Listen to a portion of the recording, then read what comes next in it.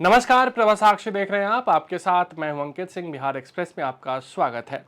बिहार की राजनीति जबरदस्त तरीके से जारी है, लेकिन लोक जनशक्ति पार्टी रामविलास के अध्यक्ष चिराग पासवान भी अपनी ओर से विपक्ष पर निशाना साधने का मौका नहीं छोड़ रहे हैं।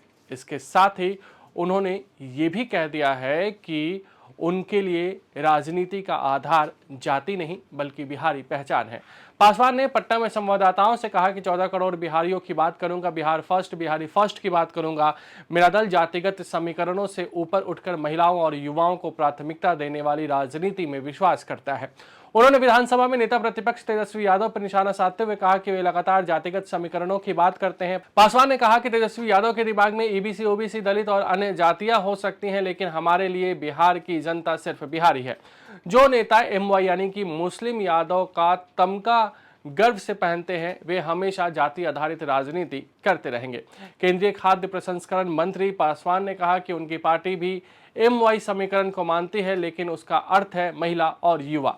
इसे उन्होंने पार्टी की नई सोच और नई पहचान बताया। उन्होंने कहा कि बिहार की राजनीति में अब समय आ गया है कि महिलाओं और युवाओं की ताकत को केंद्र में रखा जाए, क्योंकि यही वर्ग आने वाले बिहार को नई दिशा देगा।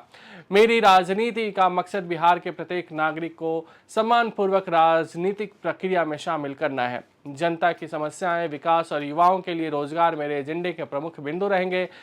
बिहार में राष्ट्रीय जनतांत्रिक गठबंधन के सहयोगी दल के नेता चिराग ने जनसुराज पार्टी के प्रमुख प्रशांत किशोर द्वारा बिहार सरकार के मंत्री पर लगाए गए आरोपों की जांच की भी मांग की।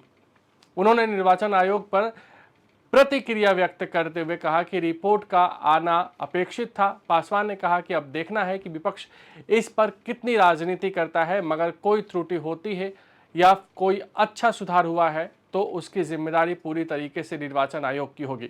उन्होंने विपक्ष पर निशाना साधते हुए कहा कि यह केवल वोट बैंक की राजनीति करते हैं।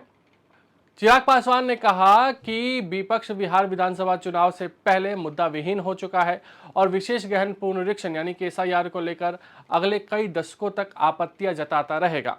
हाजीपुर से सांसद पासवान ने एसआईआर की प्रक्रिया पूरी होने के बाद अंतिम मतदाता सूची जारी किए जाने पर प्रतिक्रिया देते हुए कहा कि पिछले कुछ साल से विपक्ष अपनी चुनावी हार का ठीकरा ईवीएम पर फोड़ता रहा है।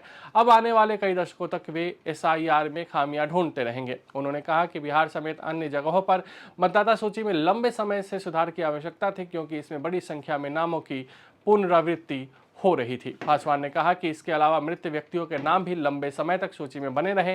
ये वही चिंताएं हैं जिन्हें विपक्ष हमारे साथ साझा करता रहा है। अब जब लाखों नाम हटाए जा चुके हैं तो लगता है कि विसंगतियों को दूर किया गया है। विपक्ष को यह समझना चाहिए कि निर्वाचन आयोग ही वह संस्था है जिससे वे अपनी शिकायतों का निवारण करा सकते हैं और जिस पर वे लगातार हमले कर रहे हैं।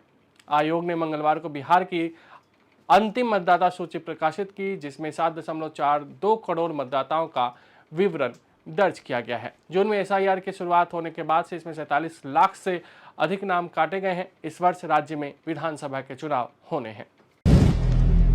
अगर आप भी लेना चाहते हैं देश दुनिया की तमाम जानकारी, तो आज ही सब्सक्राइब करें हमारे चैनल को। साथ ही नीचे दिए बेल आइकन को जरूर दबाएं ताकि हर अपडेट आप तक पहुंच सके।